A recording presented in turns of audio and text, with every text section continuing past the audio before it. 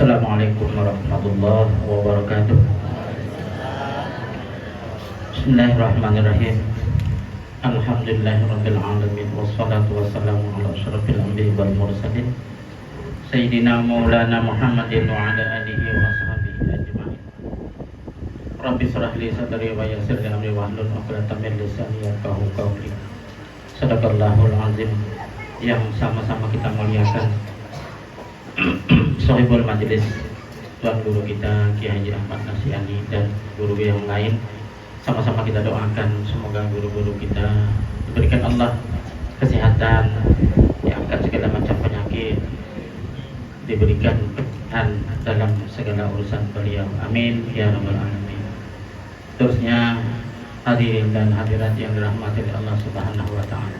Puji dan syukur kita panjatkan kehadirat Allah Subhanahu wa taala dengan mengucapkan alhamdulillah. Berselawat kita kepada Rasulullah sallallahu alaihi wasallam dengan mengucapkan Allahumma shalli ala sayyidina Muhammad. Terima kasih saya yang sedalam-dalamnya saya sampaikan kepada guru kita yang telah memberikan kesempatan kepada saya untuk sepatah dua kata menyampaikan mau'izatul hasanah kata beliau tadi. Namun yang mau'izatul hasanah tadi sudah disampaikan beliau habis. Nah, bicara apa tadi? Sudah terkunci disampaikan beliau tadi. Saya sangat tertarik, bukan tertarik lagi, memang itulah dia kuncinya. Takzim kita kepada guru tadi.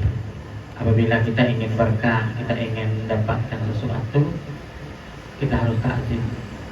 Sedang takzim itu pun belum tahu dapat, apalagi kita membelakangi, apalagi kita sampai menyebut, apalagi sampai kita ingin mengoreksi masalah guru. Nah, ini mungkin adab yang tidak beradab sama sekali yang disampaikan beliau tadi. Semoga kita dalam majelis ini semuanya menjadi orang yang taat kepada guru kita.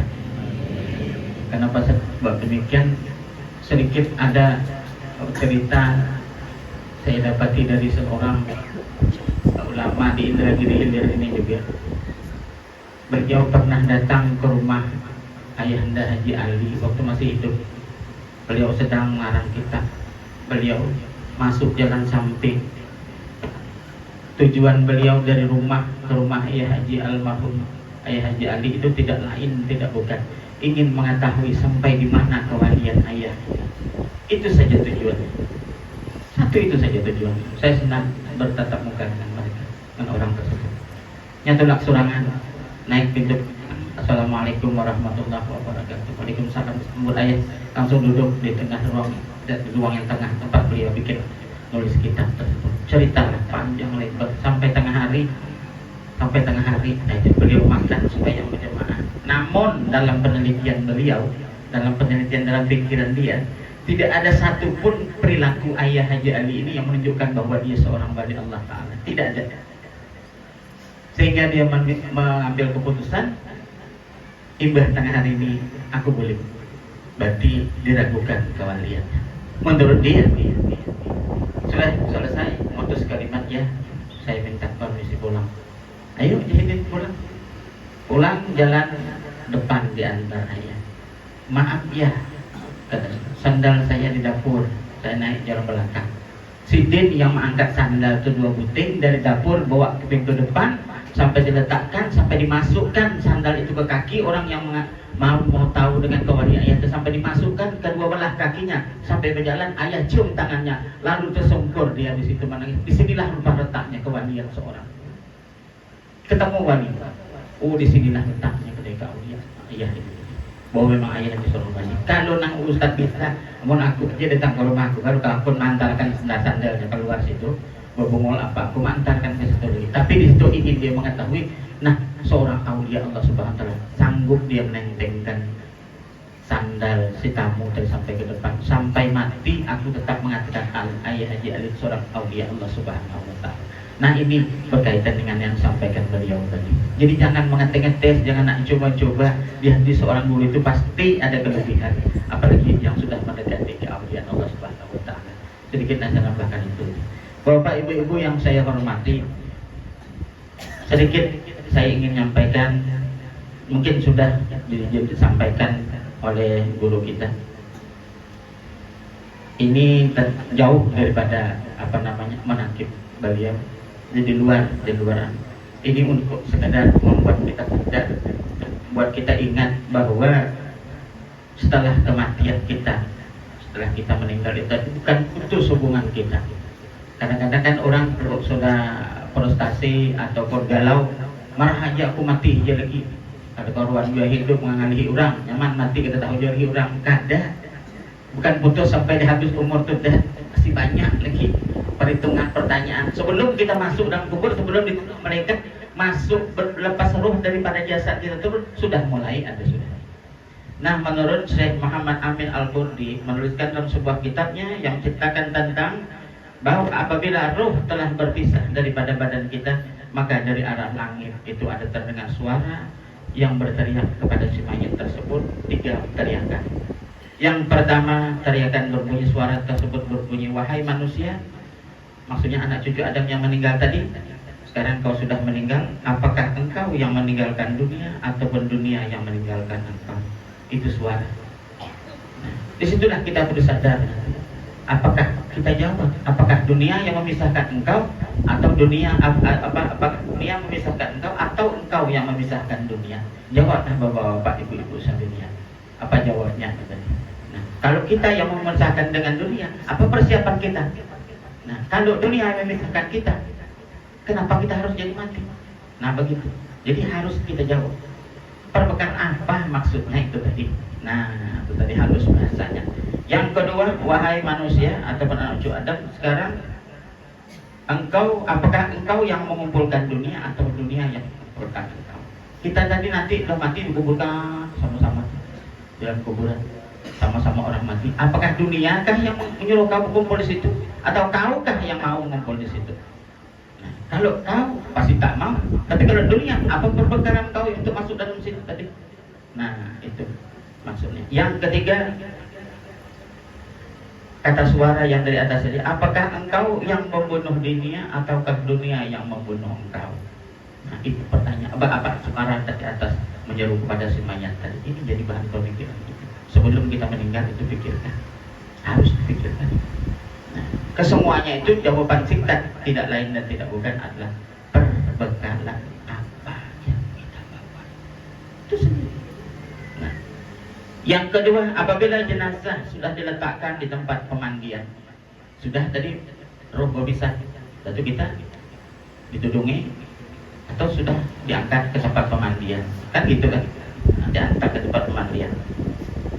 Dari arah langit dia dipanggil dengan 7 teriakan suara. Kalau dia sih tidak dengar lagi, tidak tahu lagi, kata-kata lagi jawab. Hikmahnya untuk yang belum mati, untuk masih hidup, yang masih sadar. Nah, itu kita nanti apa yang kita harus bawa, apa yang kita harus persiapkan. 7 teriakan tersebut. Pertama, wahai manusia, di manakah, kata suara tersebut, di manakah badanmu yang kuat dulu? Selalu aja pertanyaan, di mana badan kau yang kuat dulu? Kalau boleh ketawa, hehe, di mana badanmu yang kuat dulu, lai? Nah, begitu berkata, di mana badanmu yang kuat dulu? Sekarang kan sudah tahu apa kau? Sudah tebaran di sana. Tinggal dimandikan, sirami orang. Ada banyak melawan lagi, ada suara melawan lagi. Anak dia baikkan, lincai kan, orang kabaret aja kan, kubu yang banyu panas. Tak jadi masalah.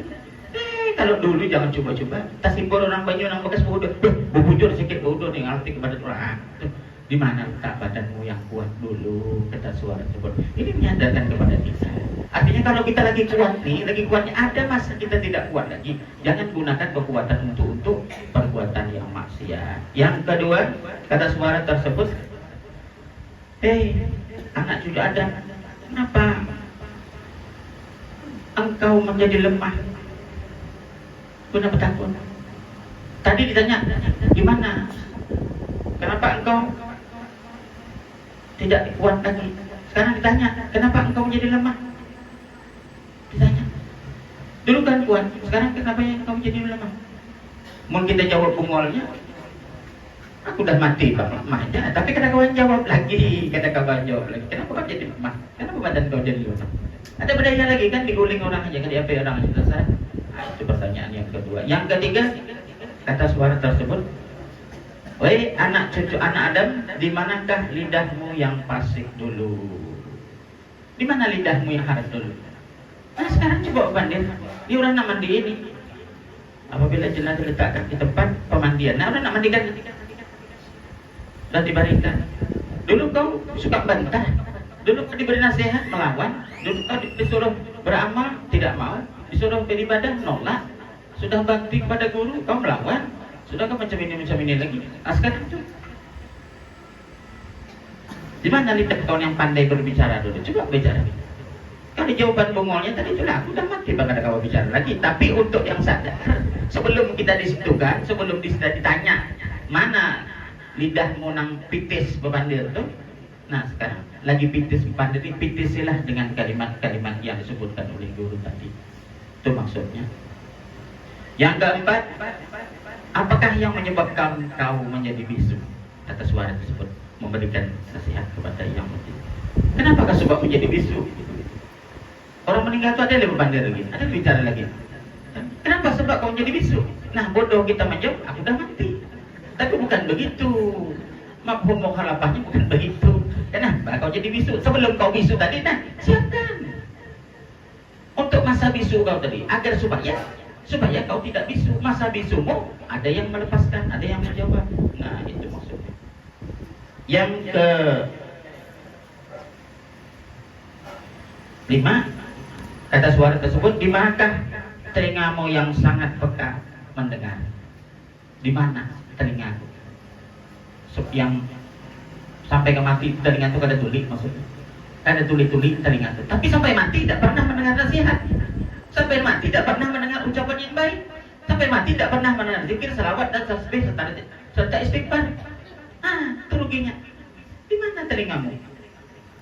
Jakainya itu bisa berbicara, aduh kasar, kembalikan aku lagi Allah ke dunia agar supaya aku gunakan telinga aku nih untuk hadir ke majelis taklim, pano, guru majelis taklim malam. Tapi oleh karena bersaing dengan bola Indonesia dengan Cina, kalah majelis taklim. Bola menang malam ini. Saja pakai menang malam ini. Cina lawan Indonesia kan? Nah malam ini. Itu kehawasan telinga. Yang keenam, kata suara tersebut, apa yang telah menjadikan kamu tuli? Apa yang menjadikan kamu tuli? Nah, jawab kita tadi kan kita sudah mati. Dulu kan kau tidak mati, masih hidup, masih mendengar, masih tahu, dengar orang berbicara, dengar orang bernasihat, dengan majelis taklim. Tapi kenapa kau tak mau? Kenapa kau tak mau datang? Kenapa kau tak mau pergi? Nah begitu maksudnya. Yang ketujuh terakhir, yang suara dari langit ketika jenazah sudah disiapkan, diletakkan di tempat pemandian. Di manakah kata suara tersebut? Di mata. Wih, anak cucu Adam yang baru meninggal, yang mau dimandikan nih, di mana letak kawan-kawan kau dulu, kekasih kau dulu, waktu kau berduit, waktu kau jaya, waktu kau senang, mana? Nang berduit tu, nang sugih tu ada tempat mandi deh. Can. Yang sugih yang berduit tu ada yang gadikan kubur deh. Jangan harapan. Paling ini jenguk sumat betul boleh ngopian. Kasihan deh siap waktu meninggal. Kasihan tu bener. Padahal puas mau mental duitnya tu duit. Warung kopi mana aja, rumah makan mana aja, ini atau sendiri. Nah, kawan, sahabat, batasnya sahabat saja. Yang sahabat yang kental itulah yang bibir atas dengan bibir bawah, itulah yang bisa menemani kita waktu sampai kita mau jenazah kita mau dimandikan. Itu yang bertanggung jawab. Kalau kawannya di dunia jangan harap, makanya sadang-sadang aja, sadang-sadang. Jangan pulang kata kawan salah lagi, ngalih, anak kecil 8, kagak bawa mobil, kan harus kawan orang mobil. Tidak sadar, pulang kan ngalih kan, harus itu. Yang ketiga, apabila jenazah telah diletakkan di atas kain kafan. Nah, tadi sudah dimandikan, ini sudah diletakkan di atas kafan. Maka dari arah langit dipanggil dengan 5 seruan, 5 suara datang kepada manusia. Yang pertama, wahai anak Adam, berbahagialah engkau jika keridaan Allah telah menemanimu. Itu suaranya. Yang kedua, celaka engkau hingga tempat kembalimu adalah neraka jahanam, kata suara tersebut. Yang ketiga, wahai anak Adam, kamu akan pergi melakukan perjalanan yang jauh tanpa. Wahai anak Adam, kau akan berangkat menuju perjalanan yang jauh, tidak balik lagi, ada balik lagi, yang tanpa bekal. Disitulah beruraian air mata, disitulah telinga. Dulu waktu lapang banyak, dulu waktu kaya banyak, waktu senang banyak.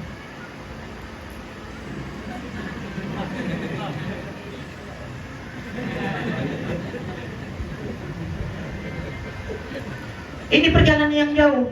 Kira-kira kita jalan dari sini ke Tambilahan minyak 7 liter, bawa 2 liter, tidak cukup. Ini tidak bakal kembali lagi. Nah, ini suara ini sangat harus kita pikirkan. Perjalanan yang jauh. Jangan mengharap kiriman orang rentanah 3 hari, 7 hari, nyelawi, matang puluh, nyeratus. Perjalanan jauh tanpa bekal, kata suara tersebut. Memberikan pelajaran. Kita semuanya menjalani masa itu nanti.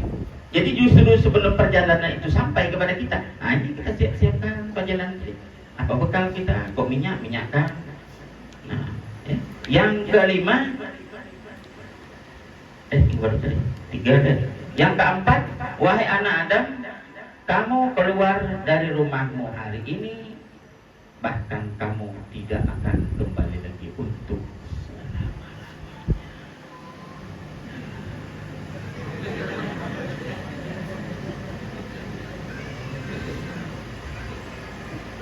yang nomor 5.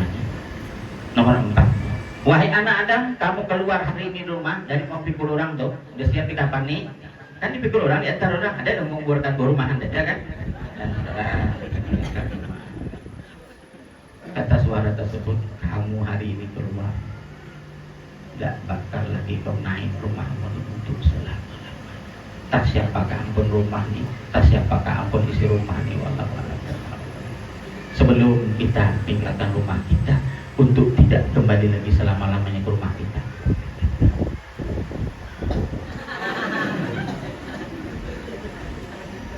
Aku udah bersuara kadang nggak tahu pandai, nggak pakai tahu. Ini kan renungan buat kita, pelajaran buat kita. Coba dalami, coba sampaikan air mata kita keluar. Disitulah penilaian Allah Subhanahu wa ta'ala. Ini istighfar yang sebenarnya, ini sadar yang sebenarnya, ini insan yang sebenarnya. Kita bangun rumah, isinya ada naga dalam rumah, ada kursi kerajaan besar, keluar jenazah, dibayar deh kursi yang harap keluar, dah kau tak kembali lagi. Yang kelima, ini panjang nih sampai 10 nih. Misalkan kakak ada kan? Nah, misalkan yang kedua, nah, boleh aja lah. Nah, marah dong boleh. Belum. Yang kelima yang terakhir, apabila jenazah telah diletakkan di atas kain kafan, suara tersebut berbunyi, wahai anak Adam, kamu akan menetap di tempat yang penuh dengan huru-hara. Sudah kau tak kembali lagi ke rumah? Kalau sudah tak kembali ke rumah, ditempatkan tempat yang istimewa, kerajaan yang singgasana yang mantap, aman. Tapi kau dipindahkan dari istana, rumah tilam empu ke tempat yang penuh dengan huru-hara. Huru-hara itu apa? Ada aman-amannya. Itu arti huru-hara itu. Sibuk dengan huru-hara. Cuman bahasa orang sekarang, anak-anak sekarang nyaman. Apa kata mereka? Orang yang sudah meninggal itu nyaman nih. Kan bahasa sebabnya nyaman. Tak suruh balik lagi, jangan. Kan? Atau kada tahun 7 jangan balik lagi, jangan. Itu bahasa-bahasa yang coba dihilangkan. Akan meringankan keyakinan kita. Sungguhnya kita dipindahkan ke tempat yang huru-hara, itulah yang menjadi bekal pemikiran kita, supaya kita pindah di tempat yang mantap, yang tenang, tidur untuk selama-lamanya. Begitu maksudnya. Yang keempat, apabila jenazah telah diletakkan untuk disembahyangkan.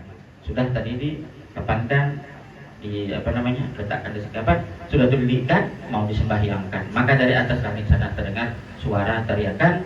Apa kata suara tersebut? Wahai anak Adam, saat ini setiap amal yang telah engkau kerjakan akan kau lihat. Akan kau lihat. Waktu kita nak sembahyang, kita lihat kepada Allah apa yang kau kerjakan sudah diperlihatkan di Allah. Satu. Yang kedua, jika amalmu baik, kata suara tersebut, maka kau lihatlah baik. Yang ketiga, jika amalmu buruk, maka kau lihatlah itu buruk. Waktu kita mau disembahyangkan, makanya disitulah letak orang berdoa, Allahumma lahu warhamhu wa'afihi wa'fanhu wa'akilnu, dan seterusnya. Ya Allah, ya Tuhanku, ya tahu semua artinya, sudah kan ganti pakaian rumahnya, gantikan semuanya, gantikan. Itu doa kita yang itu kan sebatas doa.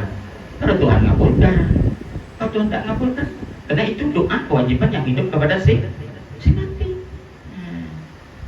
Kalau Tuhan tak ngabulkan, tergantung dengan Allah Subhanahu Wa Taala. Yang kelima, apabila jenazah telah diletakkan, apabila jenazah telah dipikul di atas keranda dan dibawa ke tempat pemakaman, maka dia dipanggil dari atas langit dengan 3 panggilan suara.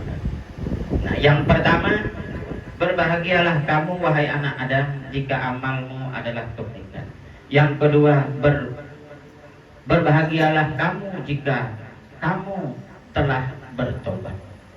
Yang ketiga, berbahagialah kamu wahai anak Adam jika patuh dan taat ada pada dirimu semasa hidup tadi. Berbahagia, senang. Itu suara yang mendoakan kepada kita. Yang keenam, apabila jenazah telah diletakkan di bibir kubur. Sementara di lubang kubur, orang nak mindahkan dari keranda ke dalam peti. Nah, itu telah diletakkan di bibir kubur, dia dipanggil dari alam langit sana dengan 3 teriakan, dengan 3 suara. Yang pertama, wahai anak Adam, bekal apakah yang telah engkau bawa untuk menghadapi kehancuran ini? Kita suara tersebut, apa bekalnya yang kau bawa untuk masuk kehancuran ini? Ini kan hancur dalam sana. Apa yang kau bawa? Cukuplah dengan sekali berucap la ilaha illallah. Cukuplah dengan sekali sembahyang. Cukuplah dengan sekian banyak untuk persiapan masa kehancuran tersebut. Yang kedua, kekayaan apa yang engkau bawa untuk masa kefakiran ini? Itu pertanyaan. Jawab apa suara dari langit. Kekayaan apa yang kau bawa? Dulu kau kaya, sekarang kau sudah masuk masa kefakiran. Ini fakir. Setiap orang yang masuk dalam rumah itu pasti fakir. Yang makan doa dari orang lain. Kekayaan apa yang kau bawa masuk situ? Dulu waktu kau kaya kan, ada tak kau siapkan untuk masa kau masuk dalam situ? Itu maksudnya. Jadi lagi kaya, lagi berada, lagi ada, tuh siapkan untuk kita masuk di masa kefakiran. Itulah masa. Yang ketiga, nah ini penting sekali Bang, kita ingat. Kata suara tersebut, cahaya apa yang kau bawa untuk masa kegelapan itu? Kecil, sempit, gelap. Cahaya apa yang kita bawa? Pikirkan aja sendiri, karena terang makanya. Pikirkan aja. Ada majelis-majelis nang ada majelis-majelis nang tokennya habis dibakar. Nah itu nanti jadi penerang untuk kita dalam kubur. Banyak lagi jalan-jalan untuk penerang. Hafal sudah semuanya kita. Ini kan ingatkan aja sedikit. Itu yang harus kita persiapkan masa ke-8 kita. Yang ketujuh, apabila jenazah apabila jenazah telah diletakkan di liang lahat, dia dipanggil dengan 3 teriakan. Wahai anak Adam, engkau pernah berada di punggungku, kata bumi, sambil tertawa. Waktu kau hidup dulu. Maka sekarang, kata bumi, menangislah engkau dalam perutku. Dulu kan nyaman tertawa, tidak ada dulu nyaman tertawa. Bumi tidak pernah marah, bumi tidak pernah bertanya kepada kita. Sudah kita berada masuk dalam satu pun orang, kata bumi, hui.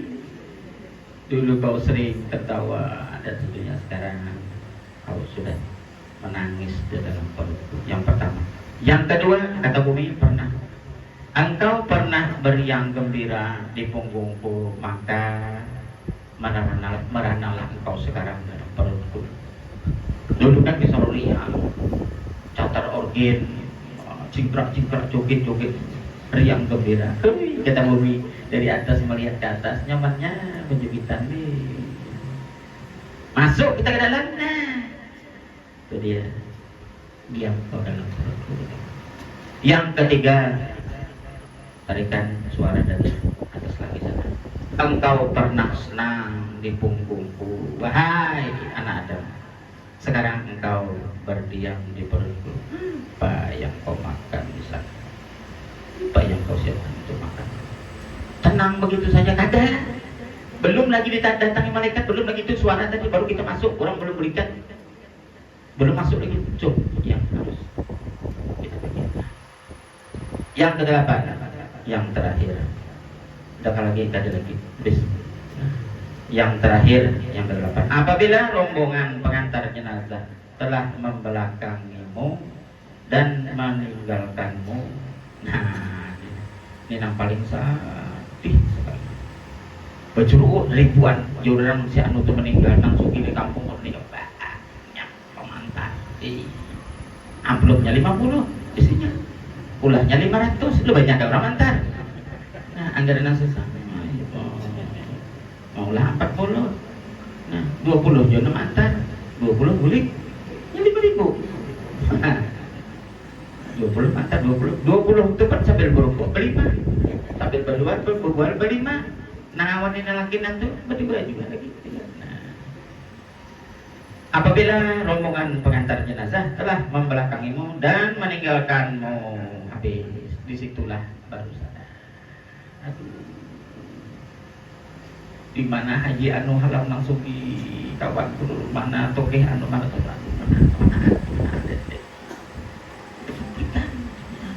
Nah, di saat itulah Allah Subhanahu wa ta'ala berfirman. Apa kata Allah? Wahai hambaku, Allah, wahai hambaku, engkau tahu engkau sekarang sudah ditinggalkan sendirian, kesepian. Mereka yang mengantarkan kau tadi itu semuanya meninggalkan kau dalam keadaan kegelapan kubur. Kata Allah, disitulah yang penyesalan yang tidak berguna sama sekali. Kau ditinggalkan dalam kegelapan kubur, padahal engkau telah mengkhianatiku, kata Allah Subhanahu wa ta'ala. Kau sudah mengkhianat kepada aku. Sembahyang kau kada, zikir kau kada, sembahyang sedekah kau kada, lawat kau kada, apalagi menuntut ilmu agama kau kada. Kau sudah belakangi aku, nyebut aku pun tidak pernah, kata Allah. Selama saya di dunia, kau sudah belakangi aku, tidak ada nyebut aku pun. Nah, sekarang coba, yang kau sebut baik tuh, yang kau sebut mantap tuh, yang kau sebut senang tuh, mana? Aku juga yang datangkan, kata Allah Subhanahu wa ta'ala. Tapi Allah tidak sombong. Itulah rahman dan rahimnya Allah Subhanahu wa ta'ala. Padahal engkau telah meninggalkan, mengkhianatimu demi mereka, kata Allah Subhanahu wa ta'ala. Aku akan menyayangimu hari ini dengan suatu kasih sayang yang mengherankan manusia. Lebih kasih sayang Allah Subhanahu wa ta'ala. Aku mengasihimu melebihi kasih sayang ibu dan bapak. Itu kata Allah Subhanahu wa ta'ala. Aku akan berikan kasih sayang kepada engkau. Sejahat itu kau belakangnya aku, kau durhakai aku, tak pernah kau nyebut aku. Sekarang aku tunjukkan kebaikanku, masih aku lebih sayang dengan engkau. Kata Allah Subhanahu wa ta'ala. Lebih dikasih sayang ibu. Kita kalau dengan ibu kita, bapak kita, mama kita, apalagi kurang sayangnya? Lombok, ya, acan, tutup sini, makan beri makan kita lagi harus sampai ke dalam nyaman masakan mama. Perasaan kita inilah ibu kita yang tiada tertanding balas kasih sayang. Itu yang paling hebat.